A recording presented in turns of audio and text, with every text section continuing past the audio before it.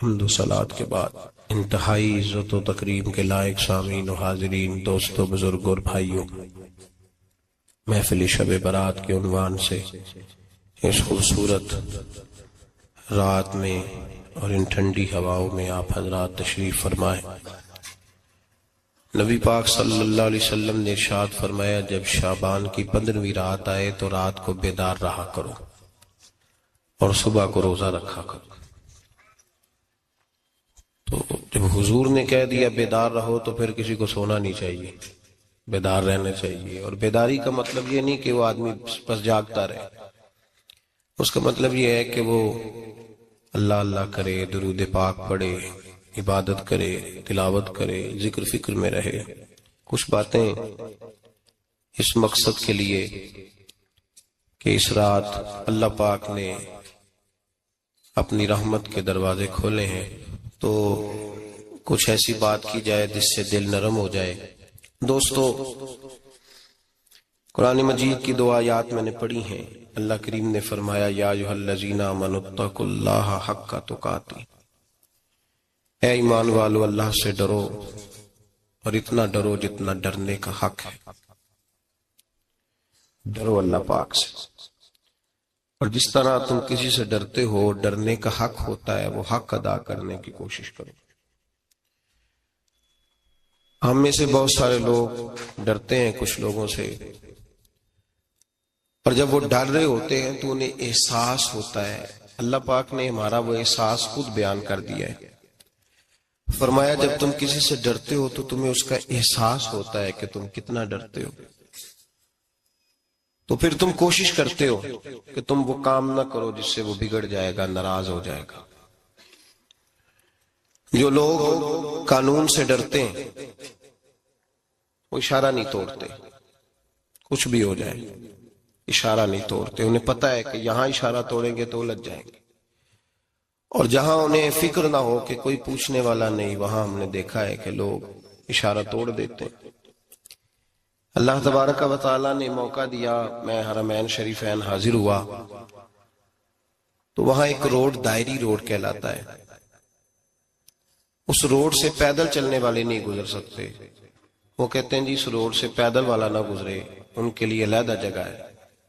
قانون یہ ہے کہ اگر کوئی پیدل آدمی وہاں سے گزرے اور اس کا ایکسیڈنٹ ہو جائے تو وہ حکومت یہ کہتی ہے کہ یہ کیوں یہاں سے گزرا تھا، لہذا کوئی مقدمہ نہیں ہو سکتا۔ وہاں ہم نے دیکھا ہے کہ لوگ اس سڑک پہ پیر بھی نہیں رکھتے، کہتے ہیں مر گئے تو بنے گا کچھ نہیں۔ یہاں بھی بہت سارے ایسے معاملات ہوتے ہیں کہ جہاں انسان محسوس کرتا ہے کہ یہ بڑا میرے لیے نقصان ہو جائے گا، تو وہ ڈرتا ہے۔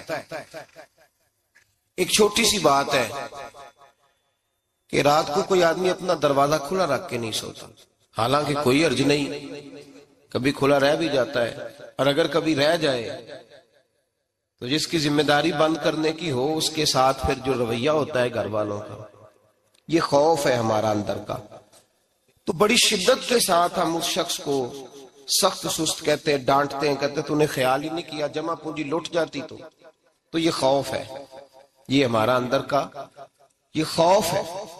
آپ بازار میں جائیں تو درجنوں لوگوں نے گن مین بٹھائے ہوئے، ان کا دل نہیں کرتا کہ اضافی تنخواہ دی جائے، کیا مطلب ہے ایک آدمی کو اضافی پیسے دینے کا، لیکن وہاں آدمی بٹھایا جاتا ہے، اس کو تنخواہ دی جاتی ہے، اس کی روٹی کا بندوبست کیا جاتا ہے، اس کے سارے ضروریات زندگی کا خیال رکھا جاتا ہے، اور پس منظر یہ ہوتا ہے کہ ڈر لگتا ہے اگر یہ شخص نہ ہوا تو ہمارے چوری ہو جائے گی۔ اللہ فرماتے ہیں کہ تو جہاں سے ڈرتا ہے تجھے پتا ہے، تو اس طرح کر کہ مجھ سے بھی اتنا ڈر جتنا ڈرنے کا حق ہے۔ یہ جھوٹ موٹ کا ڈراوا نہ پیدا کر کے اوہ اللہ معاف کرے جی، اچھا جناب بڑا ڈرتے ہیں آپ اللہ تعالیٰ سے، آپ نے تو کانوں کو ہاتھ لگائے، تو پھر آپ کیا کر رہے ہیں؟ اللہ معاف کرے جی میں تو بات نہیں کرتا، بس 2-4 آدمیوں کی پگڑی اچھالوں گا، اس سے زیادہ نہیں۔ ڈر لگتا ہے جی بات کرتے ہو، 15-20 آدمی بس میرے قابو آئے، یہ کس قسم کا ڈر ہے؟ ڈرنے کا حکم دیا، اور میرے رسول کریم سید عالم صلی اللہ تعالی علیہ وآلہ وسلم نے ارشاد فرمایا کہ تو رب کریم سے دنیا میں ڈر جا، جس طرح ڈرنے کا حق ہے جب قیامت کا دن آئے گا تو اللہ تجھے ڈرائے گا نہیں بلکہ اپنی رحمت کی چھاؤں میں جنت میں داخل کر دے گا. یہاں ڈر. ایک جگہ تو اللہ نے فرمایا ڈرو، اور کچھ جگہوں پہ فرمایا کہ جو میرے علم والے بندے ہیں نا، جن کو میں نے علم دیا ہے، عالم ہیں، ان کے بارے میں فرمایا کہ ان کے دلوں میں میری خشیت ہے.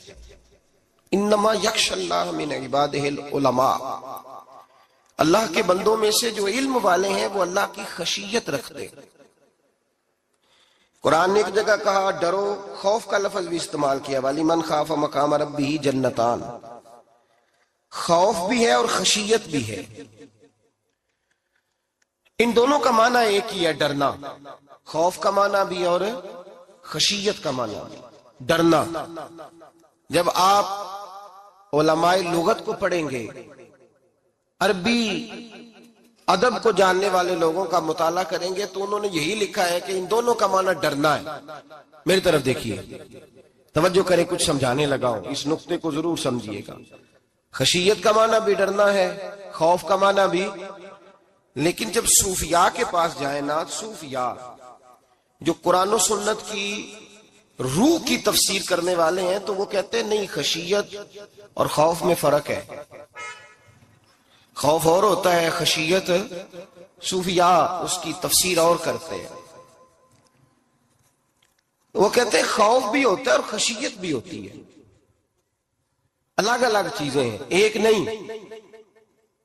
بڑی خوبصورت بات ہے، اگر آپ سمجھ گئے تو آپ کو فائدہ دے گی.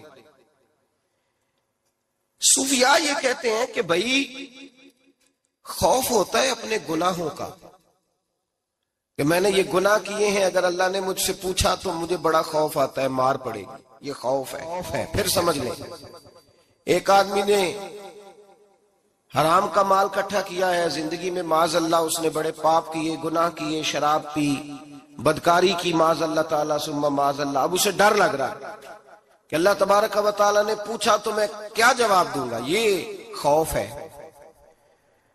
اور خشیت یہ ہے کہ ایک آدمی سارا دن نماز پڑھتا ہے، روزہ رکھتا ہے، عبادت کرتا ہے، اللہ کو یاد کرتا ہے، پھر بھی ڈرتا ہے. یہ خشیت ہے، یہ خشیت ہے. جو گناہوں سے ڈرے وہ خوف ہے، اور جو رب کی ناراضگی سے ڈرے وہ خشیت ہے. جو کہے یار میرا رب کہیں ناراض نہ ہو جائے، میرا رب کہیں مجھ سے. بڑی خوبصورت مثال دی. میں نے اپنے صاحب سے پوچھا کہ حضور یہ مسئلہ کیا ہے، تو فرمانے لگے ایک بادشاہ نے ایک غریب کی بیٹی اسے پسند آ گئی تھی، تو اس نے عزت کے ساتھ اس سے شادی کر لی، رشتہ بھیج کے وقار کے ساتھ. بیٹی کا باپ اپنی بیٹی کے مقدر پر رشک کرنے لگا کہ میری بیٹی کو بادشاہ نے پسند کیا ہے، بادشاہ کے شہزادے نے رشتہ بھیج دیا ہے. شہزادہ بیاہ کے لے گیا بیٹی کو. 20 کنیزائیں، نوکرانیاں اس عورت کی خدمت کرنے پہ لگی ہوئی ہیں، توجہ ہے، اس کا ہر حکم ماننے کو تیار ہے. لیکن وہ بی بی سویرے بھی رو پڑتی ہے اور شام کو بھی رو پڑتی ہے، روتی رہتی ہے. اس سے کسی نے پوچھ لیا کہ بی بی تو روتی کیوں ہے؟ 20 کنیزائیں ہیں، گھر میں سکون ہے، ہر شے ہے، تو روتی کیوں ہے؟ تو وہ کہنے لگی اصل بات یہ ہے کہ جو کچھ مجھے ملا ہے میں اس کے قابل نہیں تھی، تو میں ڈرتی ہوں میرا سائیں کہیں ناراض نہ ہو جائے، وہ ناراض نہ ہو جائے. میں قابل نہیں تھی، میری اوقات نہیں تھی. یہ من آنم کے من دانم، میں جو ہوں اس کا مجھے پتا تو ہے. اس نے میری حیثیت سے، میری اوقات سے، میرے ظرف سے، میری محنت سے بڑا بڑھ کے مجھے عطا کر دیا. میری چونکہ اوقات سے زیادہ دے دیا تو میں ڈرتی ہوں وہ ناراض نہ ہو جائے، کہیں میری یہ کھیل، یہ جو میں نے گھونسلہ بنایا ہے، یہ کہیں میرا ٹوٹ نہ جائے. میرے بھائی، میرے رسول کریم سید عالم صلی اللہ علیہ وسلم کے امت کے اولیاء، صلحاء، صوفیاء، اتقیاء، صحابہ، اہل بیت، یہ لوگ جب روتے تھے تو یہ کوئی اس لیے نہیں روتے تھے کہ یہ آج دوپہر کو چینی میں ملاوٹ کر کے آئے ہیں تو اس لیے رو رہے ہیں رات کو. اس لیے نہیں روتے تھے کہ آج انہوں نے جو شکر بیچی ہے اس شکر کے اندر بورا ملایا ہوا تھا. اس لیے نہیں رو رہے کہ آج 10 15 20 لاکھ رشوت کا مال بینک میں جمع کر، اس لیے تھوڑی روتے تھے. یہ تو اس لیے روتے تھے کہ اللہ تو نے بڑا کچھ عطا کیا ہے، کہیں ہم سے ناراض نہ ہو جانا. یہ تو اس کی خشیت میں رو رہے تھے. حضرت داؤد طائی رحمت اللہ تعالی علیہ، حضرت امام جعفر صادق جو نبی پاک صلی اللہ علیہ وسلم کے نواسے، جناب داؤد طائی کی ملاقات ہوئی تو امام جعفر صادق حضور کے نواسے عرض کرنے لگے، داؤد طائی یار میری بخشش کی دعا کرنا، رب مجھے معاف کر دے. تو حضرت داؤد طائی رحمت اللہ علیہ فرمان لگے، امام صاحب آپ حضور کے نواسے ہیں، میں نے دعا کرنی ہے کہ آپ نے میرے لیے کرنی ہے؟ تو حضرت امام جعفر صادق رو پڑے، کہنے لگے یار تو نہیں کرنی ہے،